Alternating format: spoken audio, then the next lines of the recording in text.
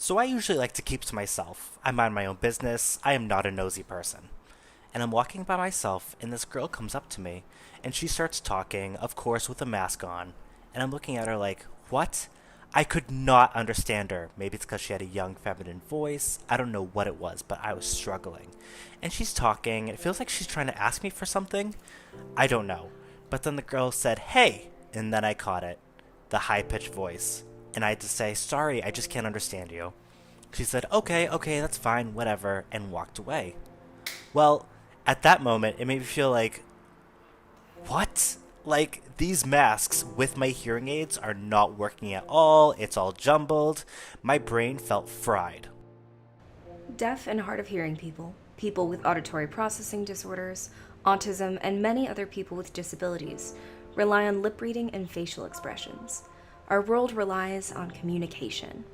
About 40% of the sounds in the English language can be seen on the lips of the speaker. Deaf and hard of hearing people unintentionally become experts in this field. On January 30th, 2020, the WHO declared the COVID-19 outbreak a global health emergency. By March, quarantine and masks presented a new way of life. Although lip reading is not a foolproof method and not every deaf or hard of hearing person can lip read, I do rely on it a lot. So masks make that impossible. And they also muffle the sound that I can hear. So masks make it so hard.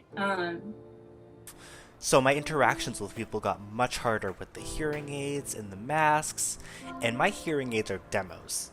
They don't really have the features or the special adjustments in order to help you hear. I just have one flat setting. Yeah, that. So I'm getting frustrated, and as time goes on, it's getting worse and worse. And first of all, with masks, the type of hearing aids I have, they go behind my ears like this. With the masks, I take them off, they flung off. Like my hearing aids have flung into the abyss. And that's no good, because they're quite expensive. The CDC recommended that people wear masks in public settings, at events and gatherings, and anywhere they will be around other people. Here's the key: masks completely cover your nose and mouth. Masks reduce visual cues, mouth movement and facial expression, while also decreasing the transmission of certain frequencies of sound that lend to the clarity of speech. There are 48 million deaf and hard of hearing individuals living in the United States. That's 430 million people worldwide.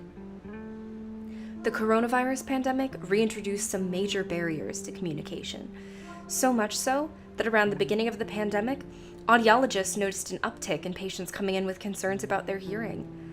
As masks became the norm, even people who didn't realize they had hearing loss noticed they were struggling to understand speech.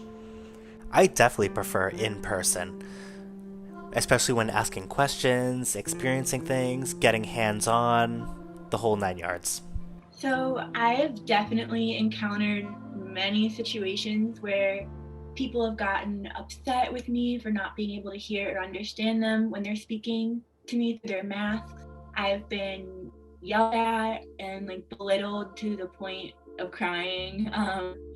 I had a panic attack when I was getting a COVID test because the worker got so mad at me for not being able to hear him.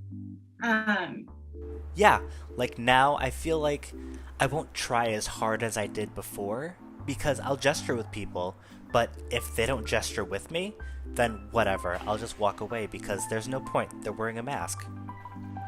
Quarantine and social distancing had potentially serious mental and physical health consequences to the deaf community. There's a tough balance in respecting one's health and safety as a person and communicating patiently. And to the cash register, I can't understand anything they're saying ever at the cash register.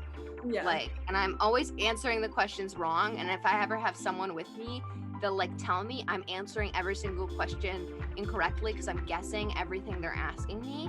And I never know. They'll ask me how my day is, and I'll be like, Rachel Faye. That's what will happen every time. Or Tuesday, I'll answer everything wrong because I'm just guessing what they're asking me. I was having such a hard time understanding this man because he's 6 feet away behind the counter with the mask on and speaking. I can't understand his voice, and I explained to him, hey, I'm deaf, I can't understand you. And this guy rolls his eyes like, oh my god, I have to deal with her. And I need some things, and he's being weird and continuing to speak through the mask. So I try to listen and strain my head as much as possible to hear. It was difficult, and he made me feel bad about myself. Like all I needed to do was get oil, and it was awful. He ruined my day, and that experience made me feel like such a burden, you know? We're feeling frustrated, the masks, we can't lip read, we can't hear through the masks. It's a mess. So with your motivation to learn sign language, it can help us even a little bit and make our day. Honestly, I appreciate any attempt that is made in terms of trying to communicate with me.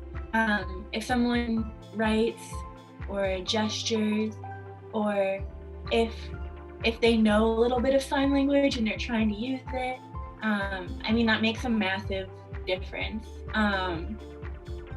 Lip reading and facial expressions are essential tools deaf and hard of hearing people use daily. And it's important to remind people that patience and kindness are what keep the community going.